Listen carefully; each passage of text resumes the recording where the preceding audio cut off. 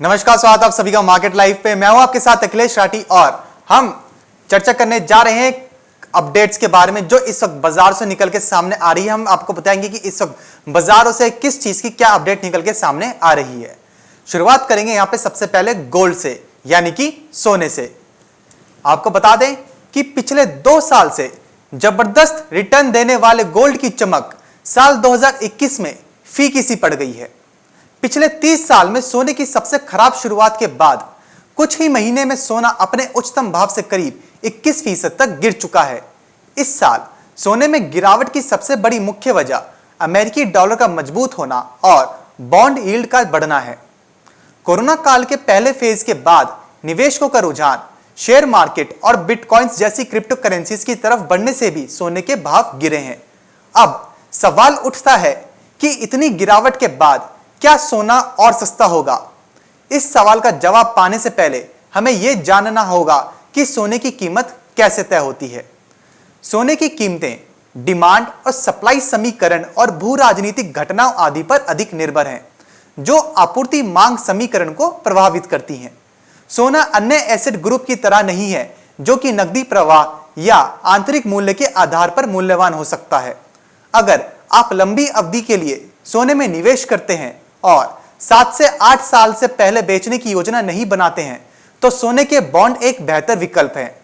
अब आपको बताते हैं कि पिछले 16 सालों में सोने के भाव में कितनी उठापटक देखने को मिली है। सोना कितना घट बढ़ के साथ कारोबार करता नजर आया है पिछले 16 सालों के अंदर। नजर डाल लेते हैं स्क्रीन पर।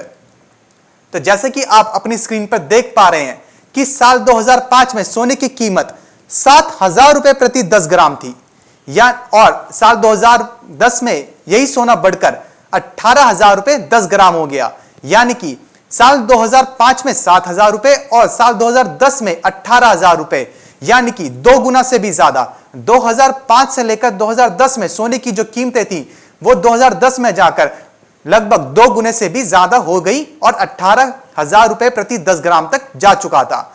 वही साल 2015 में सोना 28,700 रुपए बढ़ा। यानी कि साल 2010 से अगर 15 में सोने का डिफरेंस निकाला जाए तो सोना करीब 10,700 रुपए महंगा हो गया था।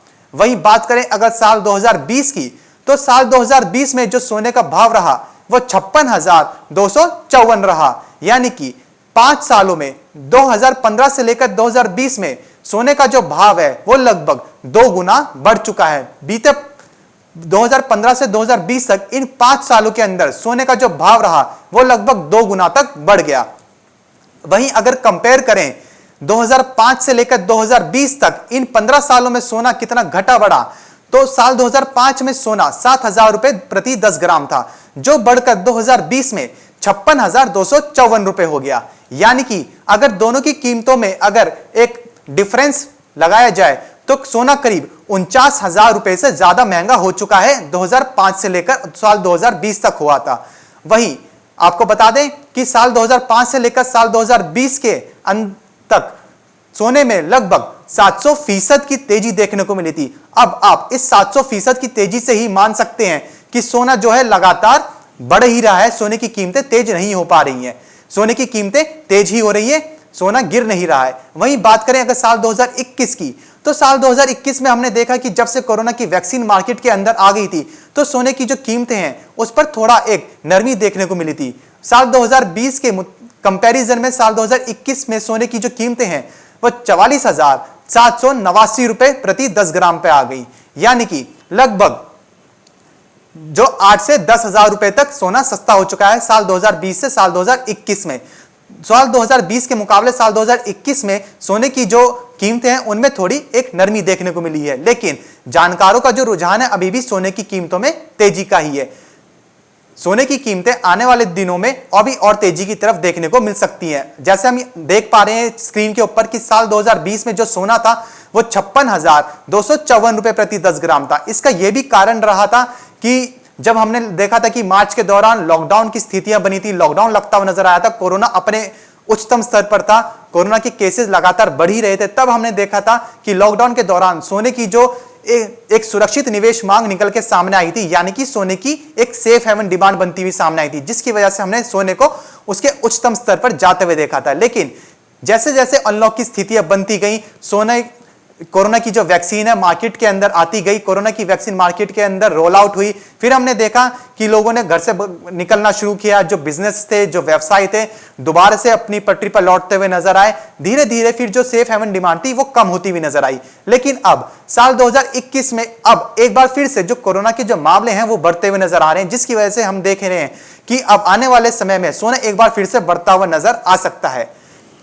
साल 2005 में सोने की कीमत 7,000 रुपए थी, वही साल 2021 में 44,000 रुपए थी, 44,789 रुपए है इस वक्त। यानी कि आप देख ही सकते हैं लगभग 6 से 7 गुना तक महंगा हो चुका है साल 2005 से साल 2021 में। यानी कि पिछले 16 सालों में सोना 7,000 रुपए से लेकर 56,000 रुपए तक कारोबार कर चुका है, और इस वक्त वर्तमान में सोना साल 2021 में 44,789 पर है। तो ये तो बात करी थी हमने कि सोना पिछले 16 सालों में कितना घट बढ़ के साथ कारोबार करता हुआ नजर आया, सोने के क्या भाव रहे, सोने की कीमतों में कितनी मंदी तेजी देखने को मिली। अब जान लेते हैं कि विशेषज्ञों का क्या मानना है सोने के ऊपर। तो आपको बता दें कि विशेषज्ञों के मुताबिक अगर आप शॉर्ट टर्म प्रॉफिट बनाने के लिए नियमित रूप से सोना खरीदना और बेचना चाहते हैं तो गोल्ड ETF में निवेश करना उचित है। वहीं अगर आप बताए गए दोनों तरीकों को अपनाना चाहते हैं तो अपने पोर्टफोलियो में धीरे धीरे सोने के आवंटन का निर्माण करने के लिए बॉन्ड और ETF का संयोजन माना जा सकता है। इस तरह आपके पास तरलता ETF के माध्यम से और उच्च रिटर्न बॉन्ड के माध्यम से अच्छा मिश्रण होगा।